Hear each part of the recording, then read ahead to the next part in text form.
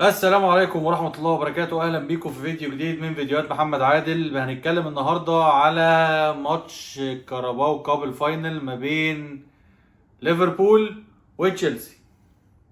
طيب، ليفربول قدر يكسب في آخر دقيقتين بهيد من فيرجيل فان دايك في وسط الزحمة، وتتويج ليفربول اللي شغال قدامي اهو بكاس الكاراباو كاب للمرة العاشرة. حلو قوي. تعالوا بقى نتكلم على الماتش نفسه. الماتش نفسه كان مجنون جدا. الماتش نفسه كان فيه حاجات غريبه قوي بتحصل فيه. زي ايه مثلا؟ زي ان ليفربول جاب كرة في العارضه، كورتين مش كرة واحده.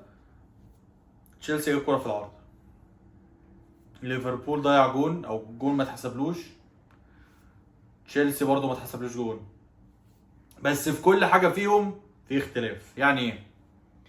الماتش كان شويه كده وشويه كده، شويه تحس ان تشيلسي اقوى وتشيلسي اخطر، وشويه تحس ان ليفربول اقوى او ليفربول اخطر. بس في نفس الوقت تحس ان هي تشيلسي مالها، تحس ان تشيلسي بتلعب بطريقه غريبه. مش عارف، او مش عارف. على قد ما تشيلسي المدرب بوتشيتينو زي ما قلت قبل كده هو مدرب جبان بجد، انت مدرب جبان جدا. تشيلسي كان لعب بنفس الطريقه اللي لعب فيها قدام مانشستر سيتي بالظبط. لو انا هرجع في مناطقي وهفضل مستني وهحاول اخطف بكاونتر اتاك. وفي نفس الوقت ليفربول ما عندوش لعيبه اصلا ما عندوش حد، لا صلاح ولا نونيز ولا خط نص وفي ناس في الدفاع مش موجوده. وفي طبعا لقطتين جدليتين هنتكلم فيهم يعني. ف ليه بوتشيتينو قرر ان هو برضه هيفضل مقفل ورا وقاعد مستني في مناطقه؟ ليه بوتشيتينو مقررش ان هو يطلع ويجازف ويطلع لقدام في اي نقطه من نقط الماتش؟ يعني في اي وقت من توقيتات الماتش انا ما شفتش بوتشيتينو بيهاجم. وانت عارف الناحيه التانيه ان ليفربول ما عندوش لعيبه. الاساسيين اللي كانوا بيلعبوا النهارده في ليفربول غير يعني الباقي كله مصاب. اللي كانوا اساسيين اللي بيلعبوا النهارده مين؟ اندو مش هعرف اسميه اساسي لان هو بيلعب بديل. فيرجن فان دايك، اوباميكانو مش اوباميكانو مش اوباميكانو خالص، هو واحد اسود زيه بس مش هو. كوناتي هما الاثنين شبه بعض بيلخبطوني دايما بصراحه، بس كل واحد فيهم بيلعب في فريق تاني خالص يعني انا اسف. كوناتي اساسي. روبرتسون بس حقيقي بس. اليسون مش موجود، ترينت مش موجود، الكانتارا مش هقول ان هو مش موجود لان هو مش موجود على طول، نونيز مصاب، صلاح مصاب. المهم ناس كتير قوي يعني انا مش في بالي دلوقتي الاسامي، بس هو في ناس كتير قوي مصابه. الليسته انا شفتها، لسه طويله يعني اللي هي لسه فيها 8 9 اسامي. فانت شايف ان ليفربول عندها كميه الغيابات دي وبرضه ما بتهاجمش. انت عندك جوميز واقف باك رايت، دي في حد ذاتها اصلا كارثه. جوميز لما بيلعب ما بيلعب اصلا في الملعب، مش بيلعب باك رايت ولا باك ليفت ولا هو لما بيلعب اصلا هو كارثه. فانت عندك الادفانتج دي كلها ومش عارف تستغلها. فده برضو جبن زياده عن اللزوم من بوتشيتينو، وهو بيثبت لي كل ماتش عن اللي قبليه ان هو فعلا مع الناس او الفرق الكبيره هو مدرب جبان. هو مدرب اللي هو انا هقفل احسن لي، انا عشان ايه ما البسش جون. ما بياخدش بقى فكره اللي هو طب انا ههاجم عشان اجيب جون بقى. ما عندوش بقى هو الحته دي، هلعب بكاونتر اتاك وربنا يسهل. طيب، الماتش كانت احداثه عامله ازاي؟ الماتش كان فيه خطوره من فرقتين. الماتش كان فيه في نص الملعب قعد وقت طويل في اول الشوط الاولاني، قعد مثلا لحد الدقيقه 30 او 35 في نص الملعب. الكره مع ليفربول، بس الكره مع ليفربول بينقلوها او بيلعبوها كور عاليه ما حدش بيعرف يستغلها، لان اصلا ال 11 لعيب واقفين ورا بتوع تشيلسي، وليفربول مش عارفه تخش، مش عارفه، ما عندهاش حد ماكاليستر كان بيحاول، جاكبو كان بيحاول، بس لويس دياز برضو كان بيحاول على اكتر واحد فيهم، كان بيحاول فيهم اصلا، لان هو الناس كلها يعني هجوم ليفربول كان معتمد كله عليه، ولكن برضو ما كانش فيه النجاعه في الهجوم عشان هم ما عندهمش حد فعلا. يعني انتوا المره دي انتوا معذورين، ليفربول بجد معذور عشان ما عندوش حد. تشيلسي على الناحيه الثانيه هو مش معذور، هو الفريق كان وحش. طيب تعالوا نتكلم على اول كوره بقى، اللي هي يعني انا ما اعرفش الكوره اللي اتصاب فيها،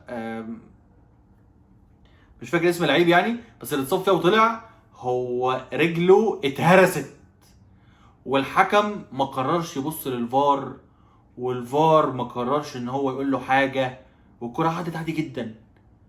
اللي هو دي فيها كارت احمر، دي ما فيهاش كلام، دي كارت احمر. بس حتى لو ما ادوش كارت احمر ما ادوش اصفر، حتى ما كانش معاه شفويا، هو ما عملش حاجه معاه. انكونكو عدى، يعني انكونكو ضرب الواد ومكمل والحكم سابه. فدي كانت من اسوأ اللحظات في الماتش بصراحه، انا اتعصبت جدا. اللي هو ما فيش فايده في فكره التحكيم ان هو زفت، هو التحكيم دايما هيفضل زفت. ده غير الجون بتاع فيرجيل فان دايك، انا ما اعرفش الجون ده ما اتحسبش ليه. يعني ماشي اوكي، الاوفسايد بتاع تشيلسي هو مش باين عشان ما فيش انجل تجيبه تبينه اذا كان باين ولا لا، بس بالنظر كده هو باين اللعيب فعلا كان متقدم بحاجه بسيطه يعني، بالنظر تبان يعني. لكن انت لغيت جول فيرجيل فان دايك ليه؟ عن الشد، عن هو شد تيشيرتات الناس. انت لو ركزت على كل لعيب في كور ثابته بيمسك تيشيرتات اللعيبه او بيتمسك التيشيرت، انت هتحسب يا اما ضربات جزاء يا اما مش هتحسب ثلاث ارباع الاجوان على العالم، في العالم كله مش في الدوري الانجليزي بس. فدي انا مش شايف ان كان ينفع يتحسب فيها ان الجون يتلغي. انا شايف ان ده قرار خاطئ جدا من الفار. فالفار النهارده عمل برده كوارث. لو انت لغيت جون، هو جون في كرة تانية التصوير فيها كان هو العقبة الرئيسية، بس ماشي كلنا كنا شايفين ان هي تمام. انت نكونكو ما كلمتوش ومش ما اديتوش كارت احمر ولا اصفر، انت حتى ما اتكلمش معاه. فدي بجد فضيحة. تمام. عندك روبرتسون النهارده كان سيء في النواحي الدفاعيه، في النواحي الهجوميه كان بيحاول بصراحه. الكره اللي عملها اوفر لجاكبو وجاكبو جابها في العارضه، دي كانت من اقوى الهجمات اصلا، وكل الخطوره اصلا كانت جايه من المنطقه دي، سواء من روبرتسون او من لويس دياز او منهم هما الاثنين يعني. فروبرتسون في الدفاع عمل كوارث، سواء في الدقيقه 117 او 116 حاجه كده، في لعيب كان هو في ظهره، اللعيب ده جري منه، والواد اصلا يعني ايه، وهو الواد واقف وروبرتسون واقف وفي واحد بيباصي الكوره، اللعيب جري كده، روبرتسون فضل واقف بيبص له كده، قام باصيها له، فضل روبرتسون واقف بيبص عليه. انت بتبص على ايه؟ انت هنكت ليه؟ ما باشا هيخش في الجون باشا اصحى. فروبرتسون كان بيعمل حاجات غريبه في الدفاع، بس يعني عدت بسلام. الجون بتاع فيرجن فان دايك، كوره كورنر اتلعبت فيرجن فان دايك لوحده تماما، لان في اخطاء كانت باينه في الماتش ده. التمركزات بتاعه الاثنين مساكين مفيش خالص، مفيش اي نوع من انواع التناسق ما بينهم خالص. كوره جابكو اكبر دليل على ده، جابكو واقف ما بين ثلاث لعيبه وهو اصلا في النص ما بين الاثنين مساكين، وهو اللي جاب الكوره بالهيد، جاب الكوره بدماغه ومفيش حد ضغط عليه، جاب كوره نط لوحده وحطها لوحده، يعني مش عارف هو لاحظ ازاي اصلا، بس هو يعني ايه مفيش خالص. وبرده جون بتاع فيرجن فان دايك مفيش حد ماسكه، فيرجن فان دايك بيجري والدنيا تمام، ومودريك بيحاول يجيب الكوره بالهيد، فيرجن فان دايك قام طالع قدامه وحاططها. فالتمركزات الدفاعيه كانت في الكور ثابته سيئه، وحتى الجون اللي جابه فيرجن فان دايك برده كان متساب، برده يعني اللي هو ايه، فيرجن فان دايك كان في واحد ماسك، في لعيب على شماله وفي لعيب على يمينه من تشيلسي، كل واحد فيهم ماسك لعيب من ليفربول وهو فان دايك لوحده. فالتمركز الدفاعي كان سيء في الكور الثابته. تمام، دي حاجه خلاص عرفناها. ف تشيلسي لسه بدري عليه قوي، بجد تشيلسي لسه بدري عليه قوي، وانا من مكاني مش هقدر اقول اذا كان بوتشيتينو يمشي يجيبوا حد تاني ولا لا، هل يكمل ياخد تجربه كامله يقعد موسم كمان نتاكد ان هو فعلا لا ده مدرب فعلا مش نافع. لان انا كمشجع باريس انا ما بحبوش اصلا، لانه جه باريس بهدل الدنيا. هو مدرب ما ينفعش يمسك فريق غير فريق اللي هو مركز ايه، متوسط جدول كده، حاجه كده زي يوناي امري. هو حاجه دايما في الحته دي، اللي هو يمسك فريق يطلعه لحد مثلا مركز ثاني ثالث ويقف هنا، يوصل لنهائي تشامبيونز ليج بالصدفه كده وربنا. البطوله اصلا كانت مجنونه اللي طلع فيها توتنهام لفاينل تشامبيونز ليج دي، ويعدي ويخسر. بس ان هو يبقى مدرب فريق كبير، هو مش نوع مش من النوع المدربين ده خالص. من الحاجات برضه اللي اتفاجئت بيها ان تشيلويل طالع وبيدي شارة الكابتن لانزو فرنانديز. الفريق يا جماعه ما فيهوش حد جديد، ما فيهوش حد قديم، انا اسف، ما فيهوش حد قديم خالص خالص. ان تشيلويل ده من اقدم الناس اللي عندك، اللي هو اصلا بقاله 3 سنين. واي لعيب تاني عيل صغير لسه جاي جديد. وطبعا مع اصابه تياجو سيلفا فمفيش حد جديد في الفريق، مفيش حد قديم في الفريق. فدي طبعا كانت من الحاجات برضو اللي هو ايه القرف ده؟ ما هو ده فريق صعب جدا نكسب، لان هو بيلعب مع بعضه بقاله سنتين كله على بعضه، وما عندهمش حد يعرف حاجه عن التاني اصلا غير من سنتين او من سنه، والدنيا لسه مش ظابطه معاهم خالص.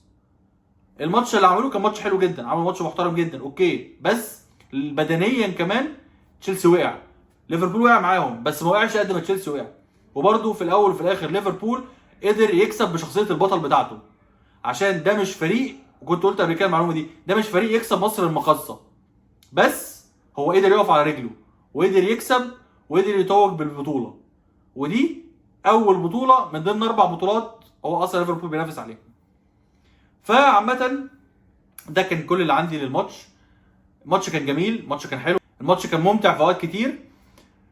ف الف مبروك ليفربول، هارد لك تشيلسي. اتمنى نشوف احسن من كده من تشيلسي، واتمنى بجد ان المصابين او يورجن كلوب يشوف حل المصيبه اللي عنده بتاعه اللعيبه المصابه على طول دي.